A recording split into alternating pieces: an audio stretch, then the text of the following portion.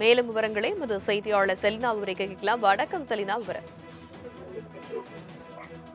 திமுக பேச்சுவார்த்தை குழுவோடு தற்பொழுது முதலமைச்சர் மு.க.ஸ்டாலின் அண்ணா அறிவாலயத்தில் ஆலோசனை மேற்கொண்டு வருகிறார். குறிப்பாக தொடர்ந்து கடந்த 22ஆம் தேதி கூட்டணி கட்சிகளுடனான பேச்சுவார்த்தையில் திமுக பேச்சுவார்த்தை குழு என்பது ஈடுபட்டு வருகிறது. இந்த நிலையில் ஏற்கனவே 3 கட்சிகளுக்கு தொகுதிகள் என்பது உறுதி செய்யப்பட்டிருக்கிறது. இந்தியன் யூனியன் முஸ்லீம் லீக், அதே போல மனிதநேய மக்கள் கட்சி மற்றும் காங்கிரஸ் ஆகிய 3 கட்சிகளுக்கு தொகுதிகள் ஒரு எண்ணிக்கை மட்டும் ஒதுக்கீடு செய்யப்பட்டிருக்கக்கூடிய நிலையில் மீதம் இருக்கக்கூடிய கட்சிகள் கம்யூனிஸ்ட், அதே போல மதிமுக, விசிக, தேமுதிக, மக்கள் நீதி மையம் உள்ளிட்ட கட்சிகளினுடனான தொகுதி பங்கீடு பேச்சுவார்த்தை என்பது அடுத்தடுத்து வரக்கூடிய நாட்களில் நடைபெற இருக்கிறது. இந்த நிலையில் முதலமைச்சர் மு.க.ஸ்டாலின் தற்பொழுது அண்ணா அறிவாலயத்தில் திமுக பேச்சுவார்த்தை குழுவோடு ஆலோசனை நடத்தி வருகிறார். இந்த ஆலோசனை கூட்டத்தில் டி.ஆர். பாலு, எம்.ஆர்.கே. பன்னீர்செல்வம், திருச்சி சிவா, ராசா மற்றும் ஆர்.எஸ். பாரதி ஆகியோர் பங்கேற்று இருக்கிறார்கள். மீதம் இருக்கக்கூடிய கட்சிகளுக்கு எந்தெந்த நாட்களில் தொகுதி பங்கீடு பேச்சுவார்த்தை என்பது நடைபெற இருக்கிறது, அடுத்தடுத்து வரக்கூடிய கட்சிகள் என்னென்ன கோரிக்கைகளை முன்வைக்க இருக்கிறார்கள் என்பது தொடர்பாக முதலமைச்சர் மு.க.ஸ்டாலின் இந்த ஆலோசனை கூட்டத்தில் பங்கேற்று கேட்டறிந்து வருவதாக கூறப்படுகிறது.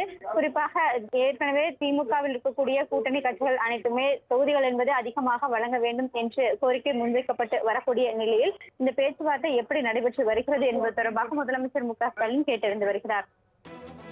மேலும் விவரங்களை எமது செய்தியாளர் செலினா உரை கேட்கலாம். வணக்கம் செலினா, விவரம்.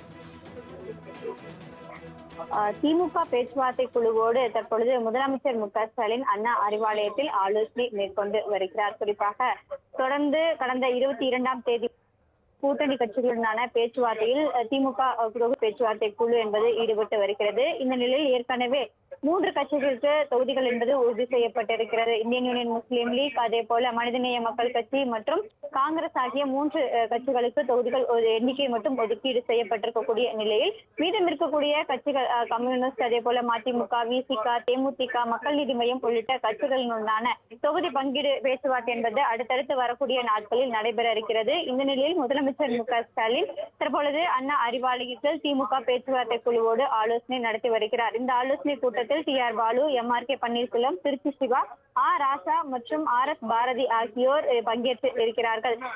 மீதம் இருக்கக்கூடிய கட்சிகளுக்கு எந்தெந்த நாட்களில் தொகுதி பங்கீடு பேச்சுவார்த்தை என்பது நடைபெற இருக்கிறது, அடுத்தடுத்து வரக்கூடிய கட்சிகள் என்னென்ன கோரிக்கைகளை முன்வைக்க இருக்கிறார்கள் என்பது தொடர்பாக முதலமைச்சர் மு.க.ஸ்டாலின் இந்த ஆலோசனை கூட்டத்தில் பங்கேற்று கேட்டறிந்து வருவதாக கூறப்படுகிறது.